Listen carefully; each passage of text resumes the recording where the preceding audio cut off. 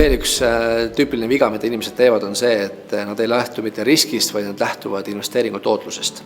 Ja teatavasti risk ja tootlus on omavahel väga üheselt seotud. Mida suurem on tootlus, seda suurem on ka tõenäoliselt see risk, mis on selle investeeringuga seotud. Ja kui me alustame oma teekonda, siis sageli me tahame kiiresti saavutada tulemusi, me tahame kiiresti liikuda majandusliku heaolu poole ja sellel hetkel tundub nagu mõistlik mõte võtta keskmisest kõrgemat riski, et järgi jõuda. Aga sageli selle sama suure riski võtmisega juhtub ka see, et me läheme küll seda kõrget tootlust püüdma, aga võime kaotada kogu oma investeeringu. Ja sellel hetkel võib tunduda see, et investeerimine ongi riskantne, investeeringud võivadki lihtsalt haihtuda ja kaduda ja ma parem sellega rohkem ei tegele.